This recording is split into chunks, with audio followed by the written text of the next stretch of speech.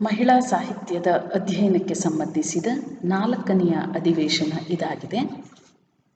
ಇಂದಿನ ಅಧಿವೇಶನದಲ್ಲಿ ಪೂರಕ ಪಠ್ಯಕ್ಕೆ ಸಂಬಂಧಿಸಿದ ಹಾಗೆ ಮಹಿಳಾ ಸಾಹಿತ್ಯ ಸಂಗಾತಿ ಆಯ್ದ ಕವಿತೆಗಳ ಅಧ್ಯಯನ ಭಾಗದಿಂದ ಬೆಳಗೆರೆ ಜಾನಕಮ್ಮನವರ ಕವಿತೆ ಹೆಣ್ಣಾಟವನ್ನು ಪರಿಚಯಿಸಿಕೊಳ್ಳೋಣ.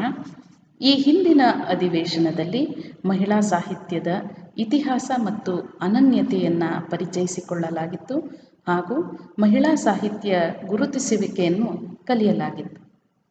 ಇಂದಿನ ಅಧಿವೇಶನದಲ್ಲಿ ಬೆಳಗೆರೆ ಜಾನಕಮ್ಮನವರನ್ನು ಪರಿಚಯಿಸಿಕೊಳ್ಳೋಣ.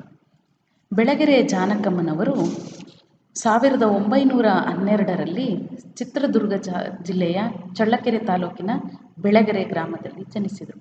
ಅಂದರೆ ಅವರು ಇದ್ದಂತಹ ಸಂದರ್ಭ 20ನೇ ಶತಮಾನದ ಪೂರ್ವಾರ್ಧದ ಸಂದರ್ಭವಾಗಿತ್ತು. ಈ ಸಂದರ್ಭ ಮಹಿಳಾ ಸಾಹಿತ್ಯದಲ್ಲಿ ಒಂದು ದೊಡ್ಡ ಮೈಲುಗಲ್ಲು.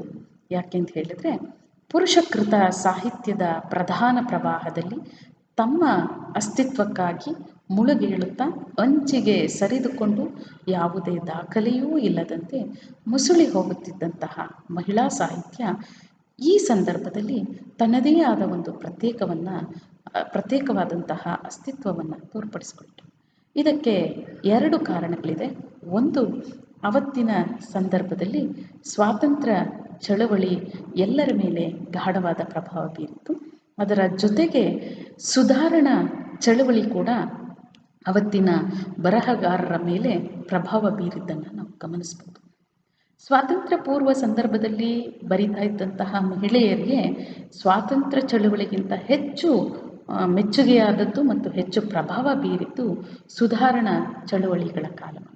ಯಾಕೆ ಅಂತ ಹೇಳಿದರೆ ಸುಧಾರಣಾ ಚಳವಳಿಗಳು ಮಹಿಳೆಯರ ಸಮಸ್ಯೆಗಳಿಗೆ ಹೆಚ್ಚಿನ ಆದ್ಯತೆ ನೀಡಿದ್ದನ್ನು ನಾವು ಗಮನಿಸ್ಬೋದು. ಅವತ್ತಿನ ಸಂದರ್ಭದ ಸುಧಾರಣಾವಾದಿಗಳು ಮಹಿಳೆಯರ ಶಿಕ್ಷಣಕ್ಕೆ ಒತ್ತು ಕೊಟ್ಟು ಬಾಲ್ಯ ವಿವಾಹವನ್ನು ತಡೆಯುವಂತಹ, ವಿಧವಾ ವಿವಾಹವನ್ನು ಪ್ರೋತ್ಸಾಹಿಸುವಂತಹ ಕೆಲಸಗಳನ್ನು ಮಾಡ್ತಾಯಿದ್ರು. ಈ ಸುಧಾರಣೆ ಅವತ್ತಿನ ಮಹಿಳೆಯರಿಗೆ ಅವಶ್ಯಕ ಮತ್ತು ಅನಿವಾರ್ಯವಾದಂತಹ ಸಂಗತಿಗಳಾಗಿತ್ತು. ಹಾಗಾಗಿ ಅವತ್ತಿನ ಸಂದರ್ಭದಲ್ಲಿ ಬರಿತಾ ಇದ್ದಂತಹ ಬಹುತೇಕ ಮಹಿಳೆಯರು ಈ ಚಳವಳಿಗಳಿಂದ ಪ್ರೇರಣೆಗೊಂಡು ತಮ್ಮಲ್ಲಿಯೂ ಬರವಣಿಗೆಯಲ್ಲಿ ಅದನ್ನು ಮುಖ್ಯ ಸಂಗತಿಯನ್ನಾಗಿ ಗುರುತಿಸುವಂತಹ ಪ್ರಯತ್ನವನ್ನು ಮಾಡ್ತಾ ಹೋದರು.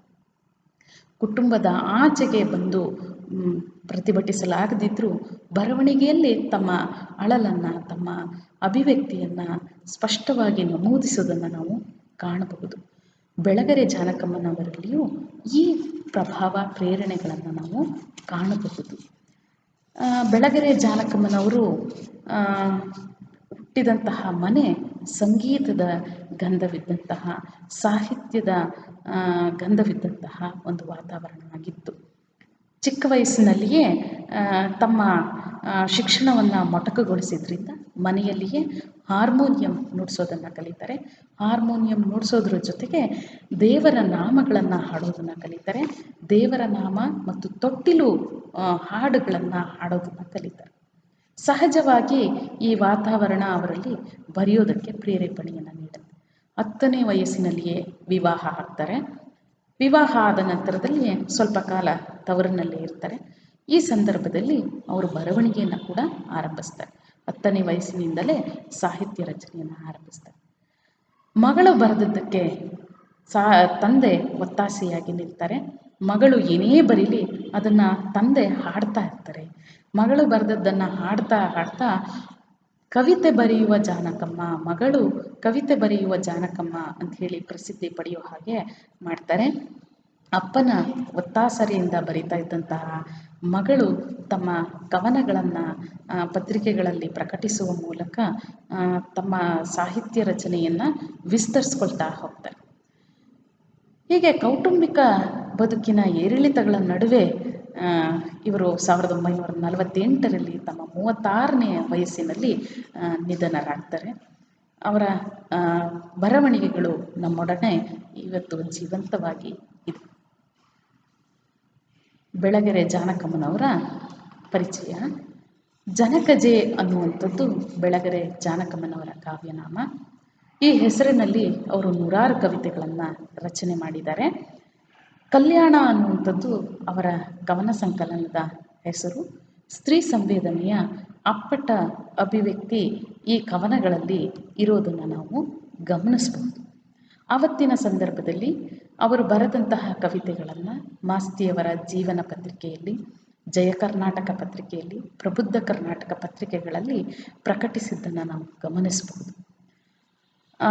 ದುಷ್ಟರು, ಸಪ್ಪುಳ, ದೇವಲೋಕದ ಹೂವು, ಎಡಬಲ, ಸಾಕ್ಷಿ, ಪಂಥ, ಕೆಣಕದಿರಿ ಕವಿಯ ಅನ್ನುವಂಥದ್ದು ಅವರ ಪ್ರಮುಖ ಕವಿತೆಗಳು.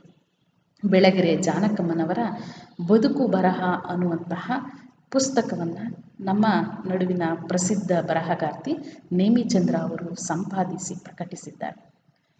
ಸ್ತ್ರೀ ಸಂವೇದನೆಯ ಅಪ್ಪಟ ಸುಳುಹುಗಳು ಕಾಣಿಸುವಂತಹ ಜಾನಕಮ್ಮನವರ ಪರಿಚಯ ಇಂದಿಗೆ ಪ್ರಸ್ತುತ. ಈ ಪ್ರಸ್ತುತತೆಗೆ ನಮ್ಮ ಪೂರಕ ಪಠ್ಯ ಸಾಕ್ಷಿಯಾಗಿದೆ. ಜಾನಕಮ್ಮನವರ ಇಂದಿನ ಅಧಿವೇಶನಕ್ಕೆ ಸಂಬಂಧಿಸಿದ ವಸ್ತುನಿಷ್ಠ ಮಾದರಿ ಪ್ರಶ್ನೆಗಳು. ಬೆಳಗೆರೆ ಜಾನಕಮ್ಮನವರ ಕಾವ್ಯನಾಮವೇನು? ಜನಕಜೆ ಅನ್ನೋದು ಬೆಳಗೆರೆ ಜಾನಕಮ್ಮನವರ ಕಾವ್ಯನಾಮವಾಗಿದೆ. ಜಾನಕಮ್ಮನವರ ಕವನ ಸಂಕಲನದ ಹೆಸರೇನು? ಈ ಪ್ರಶ್ನೆಗೆ ಉತ್ತರ: ಜಾನಕಮ್ಮನವರ ಕವನ ಸಂಕಲನದ ಹೆಸರು ಕಲ್ಯಾಣ.